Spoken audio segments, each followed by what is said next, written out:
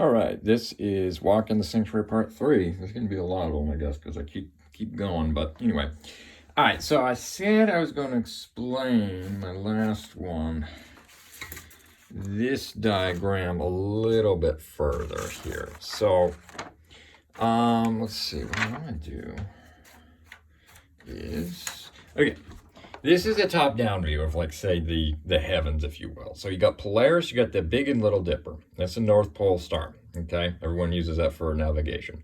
It's always in the north. So you have the Little Dipper's attached to it and the Big Dipper. And then those two constellations are in, I think, the book of Amos or Job. But anyway, so yeah, like I was saying earlier, so that's Leo, Lion, Eagle, Scorpio. It's the eagle killing the scorpion or the snake, okay? And then man, Reuben, or like I said, Aquarius. Spring is ox, or Taurus, the bull, okay? So, and those represent the cherubs. Now, those things are mirrored right now. That's just the way it happened. But those, when I say mirrored, it means like the ox should be there and the lion should be there, if that makes sense. But anyway, you get the idea. So that's what we're explaining. The wheels within wheels could be time or clocks or planetary movements, whatever you want to say. But okay, so you've got this is in New Jerusalem. You've got 3 doors, 3 doors, 3 doors, 3 doors. Okay, it's like the high priest breastplate. Okay, you've got the 4 times 3. Okay, so you got the 3 gemstones. So each month, each quarter has 3 months. Okay, it's obvious, right?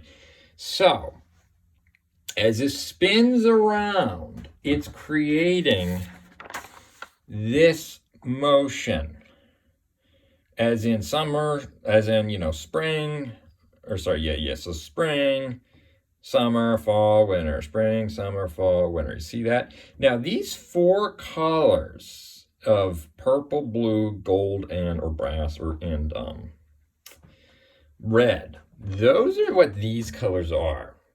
Okay, again, those are the 4 colors of Jesus I was talking about. Remember when I was talking about this? Those 4.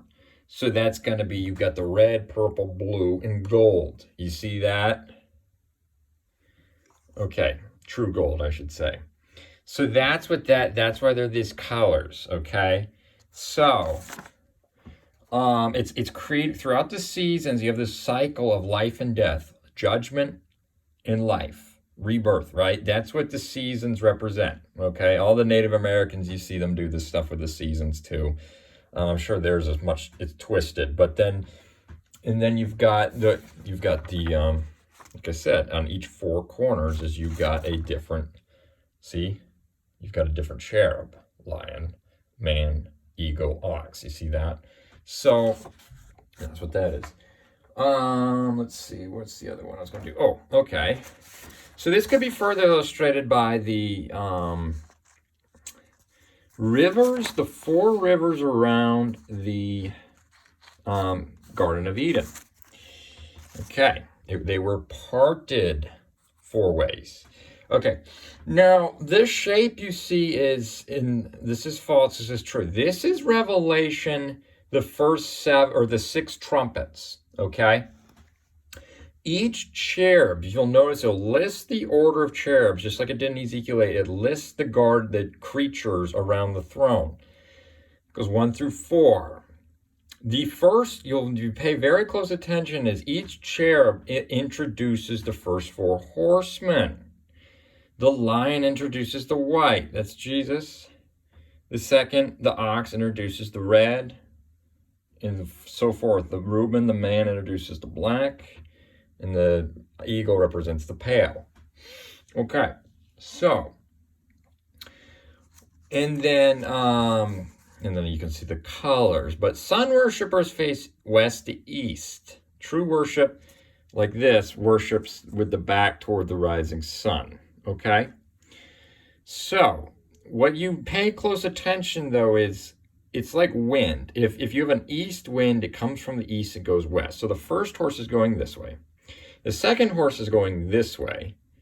And I should say like this. The third horse is going this way. and then you stay at the top. See that shape? Okay.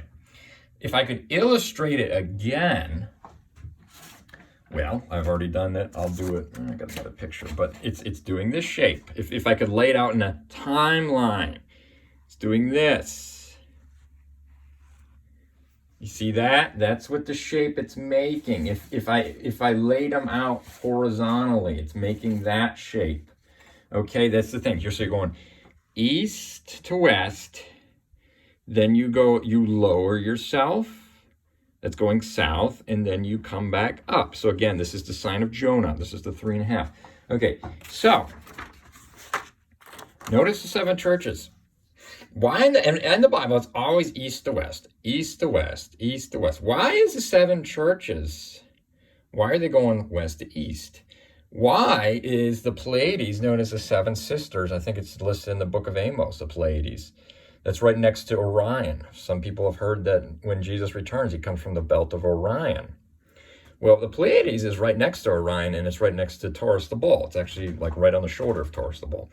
So what's going on is this. I had to rotate Pleiades 180 degrees. Pleiades actually looks like this. If you look up at it, it's a nice sky in the northern hemisphere. Okay, so now remember when I was talking about the 3rd church means elevated. Jesus says if you want to be elevated, you have to descend. You have to lower yourself. So what you do is you just rotate it 180 degrees till it has the shape of the Pleiades. That's that. Again, you accept the blood, you get baptized. There's no good on day 3, 4, and 5. You descend into the sign of Jonah. That's the wilderness. That's when you feel like you're being attacked and persecuted. Okay, then you start to come back up. And notice that I've got it right when COVID-19 was the start of this 3.5. It's a 3.5 days or 3.5 years, day-year prophecy of the 2 witnesses when they were dead in the streets. Okay, and then they were caught up till heaven, just like I had in that other diagram. Where did it go? This one. See that? 6:19 or 7:19, depending on how you want to start that, and then it cycles, and they're caught up till heaven. Okay, so that's kind of what that is in a quick overview. But like in James 3:5-17, it says no rain when Elijah was there for 3.5 years. That's when Jezebel was reigning, Jezebel and Ahab, right? So that's Moses and Elijah. A lot of people say are the 2 witnesses. Yes, it's also the church. We're both priest and king.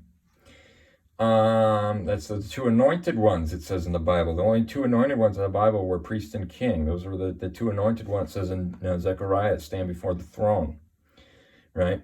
So that's the 2 witnesses. And Jezebel's reign was 3.5 years. So that's the corona. That's the coronation of Jezebel. Okay, I'm going to have to do another video on this one, by the way.